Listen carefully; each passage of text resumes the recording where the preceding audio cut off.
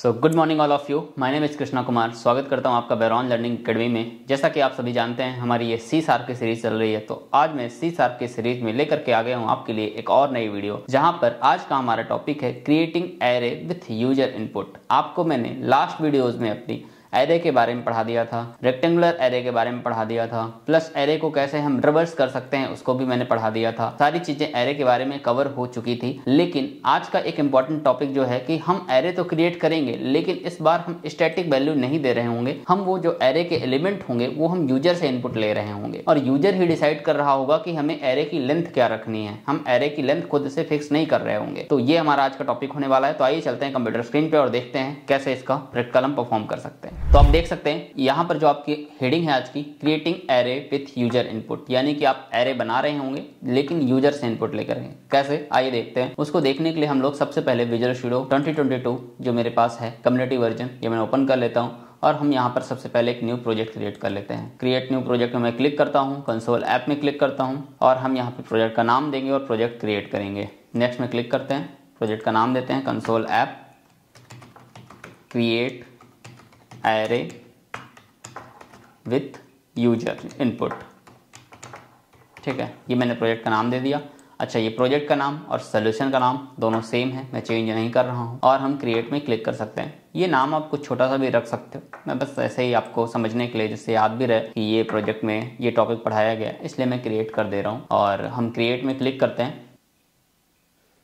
तो आप देख सकते हैं हमारा प्रोजेक्ट यहाँ पर क्रिएट हो गया है और यहाँ पर आपके पास एक फाइल होती है program.cs जो कि यहाँ पर ऑलरेडी ओपन है और इस फाइल में यहाँ पर पहले कुछ नेम स्पेस लिखे गए हैं और फिर ये आपका एक नेम स्पेस बना हुआ है आपके प्रोजेक्ट से नाम से। जिस नाम का आपका प्रोजेक्ट होता है उसी नाम से आपके प्रोजेक्ट में एक नेम स्पेस बनता है और उसके अंदर एक क्लास बनी हुई है प्रोग्राम नाम की, और ये वही क्लास है जो यहाँ पे program.cs दिख रहा है, वही ये क्लास का नाम है प्रोग्राम। और उसके अंदर एक मेथड बना हुआ है मेन नाम का, और मैंने आपको कई बार बता रखा है कि ये मेन मेथड ही होता है जो सबसे पहले चलता है जब हम प्रोजेक्ट को रन करते हैं। अगर हम इसको हटा देंगे तो प्रोजेक्ट में एरर आएगी, चलेगा ही नहीं। तो हम इसी मेथड के अंदर हम जो भी करने जा रहे हैं, जो भी टास्क परफॉर्म करने जा रहे हैं, हम इसी मेथड के अंदर अभी कर रहे हैं। चाहे तो हम अलग से भी अपना कोई मेथड बना सकते हैं और उसको हम मेन के अंदर कॉल कर सकते हैं। मैंने ऑलरेडी मेथड और फंक्शन का चैप्टर आपको पढ़ा दिया है, तो वो आपको आइडिया होगा। फिलहाल मैं इसी मेन के अंदर क्या करता हूँ, एक एरे बनाऊंगा, लेकिन मैं ये ध्यान दूंगा कि एरे के इनपुट में खुद डिफाइन नहीं करूंगा, यूजर खुद एरे में एलिमेंट स्टोर करेगा। तो क्या करते हैं हम लोग यहाँ पर एक एरे बनाते हैं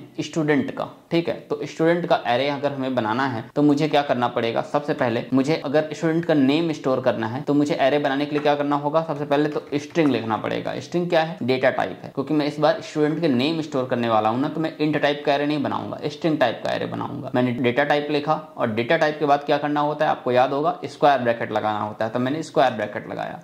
फिर मुझे एरे का नाम लिखना है, तो मैं एरे का नाम कुछ भी लिख देता हूँ। जैसे मैं यहाँ पे लिख देता हूँ स्टूडेंट। मैं स्टूडेंट नाम का एरे बना रहा हूँ क्योंकि मैं इस एरे में स्टूडेंट के नाम ही स्टोर करना चाहता हूँ। तो मैंने स्टूडेंट नाम का एरे बनाया, इक्वल लिखा। उसके बाद हम लिखते हैं न्यू, और न्यू के बाद फिर स्ट्रिंग और फिर यहाँ पे स्क्वायर ब्रैकेट और फिर ऐसे करली ब्रेसेस लगा करके हम यहाँ पे बीच में स्टूडेंट दे सकते थे। ठीक है, ऐसे ये मैंने आपको ऑलरेडी बताया हुआ है। यहाँ पे मैं जितने स्टूडेंट दे दूंगा उतनी ही लेंथ मेरे एरे की फिक्स हो जाएगी।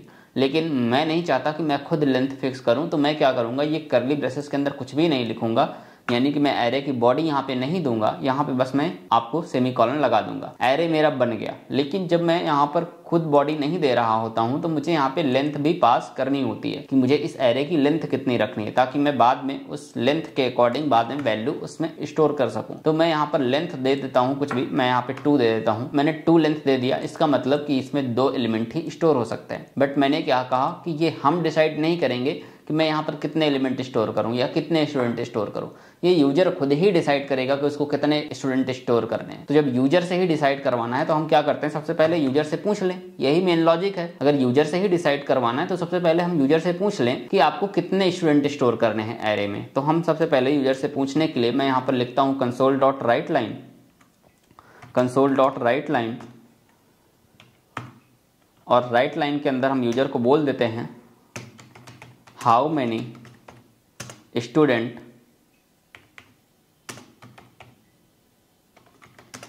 You want to store. ठीक है, आपको कितने स्टूडेंट स्टोर करना है ये मैंने यूजर से पूछ लिया। ठीक है, दैट्स इट। कि जब मैंने यूजर से पूछा तो मुझे उसको कहीं पर स्टोर भी करना पड़ेगा, क्योंकि यूजर तो कुछ एंटर करेगा कि उसको कितने स्टूडेंट स्टोर करने हैं, 3, 4, 5 कितने स्टोर करने हैं, यूजर कुछ एंटर करेगा।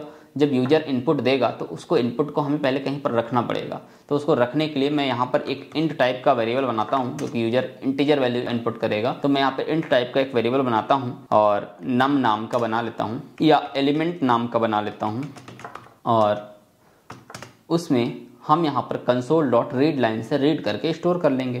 तो चूंकि हम इंटीजर टाइप के वेरिएबल में स्टोर करना चाहते हैं, तो आपको याद होगा कि पहले हमें जब हम console.read लाइन से रीड करते हैं तो int.parse लगा के या तो फिर convert.toInt32 लगा करके या 64 लगा करके इंट में कन्वर्ट करना पड़ेगा। हालांकि 32 लगाएंगे क्योंकि 64 तक लगाते हैं जब लॉन्ग में कन्वर्ट करना होता है। ये मैंने ऑलरेडी सब पढ़ा रखा है टाइप कास्टिंग के चैप्टर में आपको।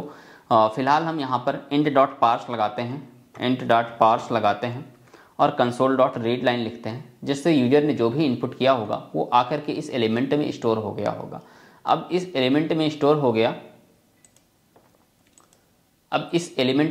गया, तो एलिमेंट में स्टोर होने के बाद हम उस एलिमेंट को यहाँ पे पास कर देंगे, ये एलिमेंट को यहाँ पे पास कर देंगे। अब इस एलिमेंट में क्या है, इस एलिमेंट में है कि यूजर को कितने स्टूडेंट स्टोर करने हैं। अगर यूजर एंटर करेगा 3 तो एलिमेंट में 3 होगा, 3 यहाँ पे पास हो गया। यूजर ने एंटर किया 5 तो एलिमेंट में 5 होगा, 5 यहाँ पे पास हो गया। तो इससे क्या हुआ कि एरे की लेंथ अब 5 ही फिक्स हो गई। अगर यूजर ने एंटर किया 5 तो एरे की लेंथ 5 फिक्स हो गई। अगर यूजर ने एंटर किया 7 तो एरे की लेंथ आपकी 7 फिक्स हो गई। अगर यूजर ने एंटर किया 10 तो आपके एरे की लेंथ 10 फिक्स हो गई। समझ पा रहे हो? बस इतना ही लॉजिक है। मेन यहाँ पर इतना सही कॉन्सेप्ट है कि यूजर से एंटर कराया और एरे में वो वेरिएबल पास कर दिया जितनी लेंथ आपको एरे की रखनी है। मुझे लगता है बड़ी आसानी से आपको समझ में आ गया होगा, कुछ डिफिकल्ट नहीं है। बस यहाँ पे स्टैटिक वैल्यू देने की बजाय हमने एक वेरिएबल बनाया जिसमें यूजर से इनपुट लिया और यूजर का इनपुट हमने यहाँ पे पास कर दिया। तो अब ये तो पता चल गया कि इसमें कितने एलिमेंट स्टोर होने हैं, एरे बन गया।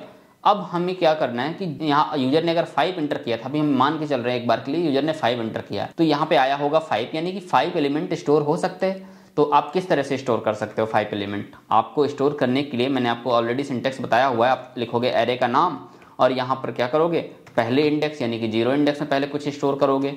क्या स्टोर करोगे? किसी स्टूडेंट का नाम। मान लो स्टूडेंट का नाम कुछ भी हो सकता है, जैसे हम यहाँ पे दे देते हैं, मैं यहाँ पे विमल दे देता हूँ। ठीक है, ये पहले स्टूडेंट का हमारा नाम हो गया। ठीक है, दूसरा स्टूडेंट का नाम स्टोर करना है तो मैं इसी लाइन को डुप्लीकेट करता हूँ Ctrl+D दबा करके, और यहाँ पर मैं 0 की जगह 1 कर देता हूँ, यानी कि इस बार 1 इंडेक्स में हम कुछ स्टोर करने जा रहे हैं। और यहाँ पर विमल की जगह मैं कुछ भी स्टोर कर देता हूँ, लाइक मैंने प्रिया स्टोर कर दिया। ठीक है, तो इस तरह से हम 5 तक यानी कि 4 इंडेक्सिंग तक वैल्यू स्टोर कर सकते हैं, क्योंकि 5 स्टूडेंट मैक्सिमम स्टोर करना है, क्योंकि एरे की लेंथ तो 5 है। तो हम 4th इंडेक्स तक जाएंगे, क्योंकि इंडेक्स तो 0 से शुरू हो रही है। यहाँ पर मैं अगर आपको करके दिखाऊँ तो 0, 1, उसके बाद 2 में स्टोर करेंगे, फिर हम इंडेक्स 3 में स्टोर करेंगे और फिर इंडेक्स 4 में स्टोर करेंगे, और ये हो गए हमारे 5 एलिमेंट। यहाँ पे मैंने कुछ और नाम कर दिया है, प्रियंका कर दिया है। यहाँ पे मैं कुछ और कर देता हूँ, शुभम कर देता हूँ, और यहाँ पर मैं कुछ और नाम कर देता हूँ, मैं यहाँ पे करण कर देता हूँ। ठीक है, ये नाम मैंने स्टोर कर दिए हैं। तो आप देख सकते हैं ये 5 एलिमेंट मैं इस तरह से स्टोर कर सकता हूँ। लेकिन हमें अब ऐसे नहीं करना, क्योंकि अभी तो मैंने ये एज्यूम किया ना कि यूजर ने 5 एंटर किया होगा, हो सकता है यूजर ने 7 एंटर किया हो, तब तो हमें यहाँ पर 7 एलिमेंट स्टोर करने पड़ेंगे। और ये नाम भी इनपुट मुझे यूजर से लेना है, मैं खुद से नहीं बताऊंगा, क्योंकि जब एक्चुअल में आप रियल टाइम प्रोजेक्ट में काम करोगे तो सारी चीजें आप खुद नहीं डिसाइड कर रहे होगे, सब यूजर को कंट्रोल देना होगा, यूजर भी कुछ उसमें इनपुट कर रहा होगा। तो मुझे यहाँ पे सब यूजर से ही इनपुट लेने हैं। तो मैं क्या करूंगा, देखो आपको ध्यान ये देना है कि ये इंडेक्सिंग किस तरह से बढ़ रही है। 0 से बढ़ रही, 0, 1, 2, 3, 4, और कहाँ तक जा रही है, लेंथ कितनी है, एरे की लेंथ 5 है, और इंडेक्सिंग कहाँ तक जा रही है, 4 तक, यानी कि लेंथ से 1 माइनस तक जा रही है, यानी कि 4 तक। लेंथ अगर 5 है तो इंडेक्सिंग 4 तक जा रही है, क्योंकि इंडेक्सिंग 0 से शुरू हो जाती है और लेंथ की काउंटिंग कहाँ शुरू की जाती है, 1 से की जाती है। ठीक है, तो हम यहाँ पर इस तरह ना स्टोर करके वैल्यू, इस चीज़ को हम कमेंट करते हैं। हम क्या करेंगे, यहाँ पर एक लूप चला देंगे। मैं यहाँ पर फॉर लूप चला दूंगा, और फॉर लूप में हम क्या करेंगे, ये देखो मैंने एक फॉर लूप बना लिया, और फॉर लूप में हम क्या करेंगे, इंडेक्सिंग हम 0 से ही स्टार्ट करेंगे, क्योंकि हमें वैल्यू 0 से ही स्टोर करना शुरू करना है। लेकिन कहाँ तक चलेगा, स्टूडेंट डॉट लेंथ तक, जब तक आई की value is less than equal है स्टूडेंट डॉट लेंथ से, यानी कि ये जो एरे की लेंथ है उससे लेस देन है जब तक आई की वैल्यू, आई यानी कि 0, पहली बार 0 था, फिर जब आई बढ़ के 1 हो जाएगा, फिर आई बढ़ के 2 हो जाएगा, जैसे जैसे लूप चलेगा आई की वैल्यू बढ़ती रहेगी। तो आई जब तक 4 रहेगा, यानी कि इसमें अगर 5 आएगा तो आई जब तक 4 रहेगा तब तक तो लूप चलेगा। जैसे ही आई 5 हो जाएगा तो हम लूप के बाहर आ जाएंगे। तो यानी कि 4 टाइम हम अंदर कोड लिख सकते हैं। 4 टाइम चलाने के लिए कोई लाइन ऑफ कोड हम यहाँ पे अंदर लिख सकते हैं। तो यही लाइन ऑफ कोड जो हम यहाँ पर लिख रहे थे वो हम यहाँ पर लिख देंगे। बस इस बार यहाँ पे 0 ना पास करके यहाँ पे हम आई पास कर देंगे। तो होगा क्या, देखो आई में पहली बार 0 है तो पहली बार यहाँ पे 0 आएगा, फिर जब दोबारा लूप चलेगा आई में यहाँ पे 1 आ जाएगा, फिर जब थर्ड टाइम लूप चलेगा यहाँ पे 2 आ जाएगा। इस तरह से यहाँ पे वैल्यू आती जाएगी और यहाँ पे वो चीज़ स्टोर कर दी जाएगी जो यूजर इनपुट करेगा, यानी कि जो एलिमेंट, यानी कि जो स्टूडेंट का नाम यूजर इनपुट करेगा। तो अब हमें यानी कि अंदर हमें यूजर से वो स्टूडेंट के नाम भी लेना है। तो यूजर से स्टूडेंट का नाम लेने के लिए हम यहाँ पे लिख देते हैं console.writeLine, और console.writeLine के अंदर मैं यहाँ पे बोल देता हूँ यूजर को कि inter student name, inter student name. ठीक है, यूजर से हम स्टूडेंट नाम इंटर करवा रहे हैं। अब जब यूजर से स्टूडेंट नेम हम इंटर करवाएंगे तो उसको हमें पहले कहीं स्टोर भी करना पड़ेगा।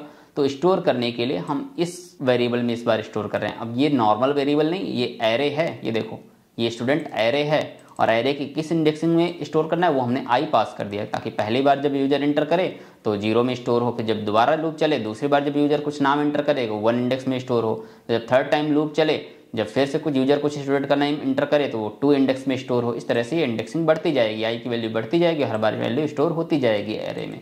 और हम यहाँ पे console.readLine कर लेते हैं, यानी कि जो इंटर हो रहा है उसको रीड करके इसमें स्टोर कराना होता है ना, तो मैं यहाँ पे console.readLine लगा देता हूँ। अच्छा, इस बार रीड लाइन में कोई कन्वर्जन वगैरह नहीं लगाना पड़ेगा, क्योंकि स्ट्रिंग टाइप का ही रीड होगा और स्ट्रिंग टाइप का ही इसमें स्टोर हो जाएगा, क्योंकि एरे हमारा स्ट्रिंग टाइप का ही है। तो ये काम हमने कर दिया। अब वैल्यू यहाँ से रीड होगी और इसमें स्टोर हो जाएगी, यानी कि अब हमारा एरे प्रॉपर बन गया। अभी क्या होगा, लाइन बाय लाइन आप कोड को समझो तो आपको आसानी समझ में आ जाएगा। हो क्या रहा है, देखो पहले यूजर से बोल रहे हैं कितने एलिमेंट स्टोर करना है, यानी कितने स्टूडेंट स्टोर करना है। यूजर ने मान लो कुछ इंटर किया 5 को हमने 5 लेंथ का हमने एरे बना लिया। अब 5 बार हमारा लूप चला और जितनी बार लूप चला फिर से हम यूजर से नाम पूछ रहे हैं, स्टूडेंट का नाम बता दो कि क्या नाम स्टोर करना है, और जब नाम वो बता रहा है तो उसको भी हम यहाँ पर स्टोर कर ले रहे हैं। That's it. अब आपने उस नाम को स्टोर कर लिया जब, तो अब एरे आपका बन गया। तो अब चाहो तो आप एरे को अपने ट्रेवर्स करके प्रिंट भी करा सकते हो। कैसे, हम यहाँ पे क्या करते हैं, फॉर ईच लूप चला देते हैं। मैंने आपको बताया है कि एरे को ट्रेवर्स करने के लिए आप फॉर ईच लूप भी चला सकते हो, फॉर लूप भी चला सकते हो, जो आपकी इच्छा हो आप चला सकते हो, कोई इशू नहीं है। ठीक है, तो मैं यहाँ पे एक सिंपल लूप है जो कि कलेक्शन के लिए यूज होता है, फॉर ईच लूप, मैंने ऑलरेडी आपको बता रखा है। एरे या कलेक्शन लिस्ट किसी के लिए भी यूज होता है, तो मैं यहाँ पे वही फॉर ईच लूप यहाँ पे चलाता हूँ। मैं यहाँ पे फॉर ईच एंटर करता हूँ और टैप टैप प्रेस करता हूँ और मेरा यहाँ पे फॉर ईच लूप देखो बन गया है। अब इस फॉर ईच में मैं क्या करूँगा, देखो इस स्टूडेंट से, ये स्टूडेंट है यहाँ पर, ये स्टूडेंट एरे का नाम मैंने यहाँ पे पास किया और यहाँ पे बीच में इन कीवर्ड लिखा है और यहाँ पे इधर साइड एक वेरिएबल बना है। ध्यान ये देना कि वेरिएबल इस बार इंट टाइप का नहीं बनेगा, अपने आप यहाँ पे इंट टाइप लिख करके आ गया, हम उसको स्ट्रिंग टाइप का बना देंगे, स्ट्रिंग टाइप का वेरिएबल बना देंगे। वेरिएबल हम किसी नाम का बना सकते हैं, हम यहाँ पर आई नाम का बना सकते हैं या आइटम नाम का बना सकते हैं, कि एक एक आइटम निकल करके इसमें आएगा। एक एक आइटम यानी कि एक एक स्टूडेंट निकल करके इस आइटम नाम के वेरिएबल में आता जाएगा इस एरे से। अब एरे अगर बना होगा तभी निकल के आएगा, सीधी सी बात है। और अगर एरे बना है उससे चीज़ें एक एक निकल करके आ रही हो तो उसको अंदर प्रिंट करा लो। प्रिंट कराने के लिए हम चलाएंगे console.writeLine, console.writeLine। ये मैंने console.writeLine चलाया और यहाँ पर मैं इस आइटम की वैल्यू को प्रिंट करा दूंगा। तो इस आइटम को मैं यहाँ पर प्रिंट करा दे रहा हूँ। अब आइटम में क्या प्रिंट हो रहा होगा, स्टूडेंट का नेम प्रिंट हो रहा होगा। अच्छा, हर स्टूडेंट का नेम प्रिंट होने के बाद मैं क्या करूँगा, ये देखो यहाँ पे राइट लाइन लिखा है ना, तो हर बार हम नेक्स्ट लाइन में चले जाएंगे अपने आप। या फिर मैं अगर चाहूँ मुझे नेक्स्ट लाइन में हर बार नहीं जाना तो ये राइट लिखूँ, राइट लाइन ना लिख करके, और यहाँ पे मैं प्लस लगा करके एक खाली स्ट्रिंग छोड़ दूँ थोड़ी सी जगह, यानी कि पहले स्टूडेंट का नाम, फिर स्पेस करके दूसरे स्टूडेंट का नाम, फिर स्पेस करके तीसरे स्टूडेंट का नाम, ऐसे मैं 5 स्टूडेंट को प्रिंट करा सकता हूँ। तो इस एरे को मैंने ट्रेवर्स करके पूरा कंप्लीट प्रिंट भी करा दिया। अब अगर ये एरे प्रॉपर बना होगा, बनाने वाली कोडिंग हमारी सही होगी तभी ये प्रिंट होगा। अच्छा, ये प्रिंट करने से पहले मैं यहाँ पे एक लाइन लिख देता हूँ console.writeLine, और यहाँ पे मैं बस लिख देता हूँ ऐसे सिंपल, ऐसे योर एरे रिजल्ट इज, ये मैंने ऐसे लिख दिया जिससे पता चले कि इसके नीचे हमारा एरे का रिजल्ट प्रिंट हो रहा है। ठीक है, दैट्स इट। तो अब हम प्रोग्राम को रन करते हैं। अच्छा, प्रिंट कराने के बाद सबसे पहले एक चीज़ और कर देते हैं, कंसोल डॉट रीड लाइन, जो कि आपको लगाना नहीं भूलना है। अगर नहीं लगाओगे तो आप आउटपुट देख ही नहीं पाओगे क्योंकि विंडो रुकेगी ही नहीं। तो मैं यहाँ पे सबसे लास्ट में लगा देता हूँ कंसोल डॉट रीड लाइन। ठीक है, मैंने ये कंसोल डॉट रीड लाइन लगा दिया और अब हम प्रोग्राम को रन करते हैं, देखते हैं कि सब कुछ हमारे अकॉर्डिंग प्रॉपर चल रहा है कि नहीं। यूजर से पहले पूछा जा रहा है लेंथ, और फिर उसके लेंथ के अकॉर्डिंग क्या नाम भी पूछे जा रहे हैं, और फिर नाम जब पूछ लिए गए, हमारा एरे बन गया, तो क्या फिर उसको हम प्रिंट भी करा पा रहे हैं। सारी चीज़ें हम चेक करते हैं। तो प्रोग्राम को रन करते हैं। प्रोग्राम को रन करने के लिए मैंने यहाँ पे स्टार्ट बटन में क्लिक किया। देख सकते हो यहाँ पे कुछ एरर आ रहा है, देखते हैं क्या एरर है। मैं यहाँ पे नो में क्लिक करता हूँ और देखते हैं क्या हमारे प्रोग्राम में कहीं पर कुछ एरर है। हाँ, देखो यहाँ पर एरर रह गई है। देखो रेड कलर का ये सिंबल दिख रहा है, यहाँ पे हम ये सेमीकोलन लगा देंगे जिससे हमारी एरर सॉल्व हो गई है और मैं दोबारा से प्रोग्राम को रन करूंगा। तो प्रोग्राम को रन करते हैं और देखते हैं क्या आउटपुट आता है प्रोग्राम में। तो यहाँ पे देख सकते हो, how many student you want to store, आप कितने स्टूडेंट स्टोर करना चाहते हो। तो मैं बोल देता हूँ कि मुझे 3 स्टूडेंट अभी के लिए स्टोर करने। ये तो मैं 3 इंटर किया और इंटर में प्रेस कर दिया, तो इंटर स्टूडेंट नेम, पहले स्टूडेंट का नेम पूछने लग गया। अच्छा, यहाँ पे एक चीज ध्यान देने वाली बात है कि बता नहीं रहा कि आपको पहले स्टूडेंट का नाम एंटर करना है, तो यूजर को पता नहीं चलेगा कि मैं यहाँ पे पहला स्टूडेंट एंटर कर रहा हूँ या दूसरा स्टूडेंट एंटर कर रहा हूँ। फिलहाल चलो मैं एंटर कर देता हूँ अपने पहले स्टूडेंट का नाम। मैं यहाँ पे एंटर कर देता हूँ विमल कुमार और एंटर प्रेस कर देता हूँ। तो आप देख सकते हो दोबारा पूछ रहा है। क्यों? क्योंकि लेंथ तो हमने 3 दी थी ना, तो 3 टाइम पूछेगा, क्योंकि लेंथ के अकॉर्डिंग हमारा लूप चल रहा है ना पूछने वाला। 3 टाइम स्टूडेंट के नाम पूछेगा और 3 टाइम स्टोर करेगा, तभी हमारा एरे कंप्लीट होगा। तो फिर से स्टूडेंट का नाम पूछ रहा है, तो मैं यहाँ पे फिर से कोई दूसरा स्टूडेंट स्टोर करता हूँ। मैं यहाँ पे बोल देता हूँ अनमोल कुमार और इंटर प्रेस कर देता हूँ। देखो फिर से पूछ रहा है, मैं फिर से यहाँ पे किसी स्टूडेंट का नाम इंटर कर देता हूँ, प्रिया शुक्ला। ठीक है, ये मैंने 3 नाम एंटर किए और अब मैं जैसे ही इंटर प्रेस करूंगा, चूंकि मेरा एरे कंप्लीट हो चुका होगा, तो मेरा आगे का भी कोड चल जाएगा। और जो आगे हमने एक लाइन लिखी थी, ये line your array result is, सबसे पहले ये लाइन चलेगी और उसके बाद पूरा एरे ट्रावर्सल होकर के हमें प्रिंट होकर के मिल जाएगा। तो अब हम इंटर प्रेस करते हैं, तो आप देख सकते हो वो लाइन चली पहले योर एरे रिजल्ट इज, और नीचे विमल कुमार, फिर स्पेस करके अनमोल कुमार, फिर स्पेस करके प्रिया शुक्ला। ये सारी चीजें हमको प्रिंट होकर के मिल गई। अच्छा, स्पेस की जगह अगर आप यहाँ पे कॉमा लगाना चाहते हो तो इसके बीच में कॉमा लगा दो। यहाँ पर कॉमन, अगर स्पेस नहीं चाहिए आपको तो वहाँ पे हर बार एक नाम के जस्ट बाद कॉमा प्रिंट होगा, फिर दूसरा नाम, फिर कॉमा, फिर तीसरा नाम, इस तरह से प्रिंट हो रहा है। तो आप देख सकते हो हमने यूजर से ही पूछा कितने स्टूडेंट स्टोर करने और उतने स्टोर किए, यूजर ने ही स्टूडेंट के नाम भी एंटर किए। तो इस तरह से हमारा एरे ये प्रॉपर वर्क कर रहा है। ये मैंने होमवर्क भी दिया था आपको जब मैंने फंक्शन का चैप्टर पढ़ाया था। अगर आप में से किसी ने भी खुद से ये करने का प्रयास किया होगा और खुद से ये कर लिया होगा, तो ये देख करके आपको और कॉन्फिडेंस आया होगा कि आप इतनी चीजें खुद से कर पा रहे हैं। आप खुद से बहुत ज्यादा कोड करने का प्रयास करो। एक बार मैंने ये बता भी दिया ना, फिर भी एक बार ट्राई करो कि आप खुद से बिना देखे, वीडियो को पॉज कर दो, बंद कर दो, बिना वीडियो देखे भी खुद से करने का ट्राई करो। अगर आप खुद से भी ये चीजें कर पा रहे हो तभी आप सीख रहे हो, अदरवाइज आप सीख नहीं रहे हो। वीडियो देखते टाइम अगर आपको समझ में आ रहा है, आप बाद में नहीं कर पा रहे हो खुद से, तो आप कुछ सीख नहीं रहे हो। तो बाद में खुद से भी करने की प्रैक्टिस करो। एक बार देख लिया, दूसरी बार खुद से ट्राई करोगे, खुद से ड्राई रन करोगे, खुद से एरर सॉल्व करोगे, तब ज्यादा बेहतर समझोगे आप लोग। ठीक है, तो इस तरह से ये हमारा टॉपिक था कि कैसे हम यूजर से इनपुट लेकर के एरे क्रिएट कर सकते हैं। तो मुझे लगता है आपको ये बहुत अच्छे से समझ में आया होगा। कोई डाउट रह गया है तो आप कमेंट सेक्शन में कमेंट करो, हम आपके जवाब देने का प्रयास करेंगे। और अगर आपको मेरी वीडियो से कुछ भी सीखने को मिला है तो वीडियो को लाइक करो, हमारे चैनल को सब्सक्राइब करो और यूं ही बने रहो हमारे साथ। Thank you all of you.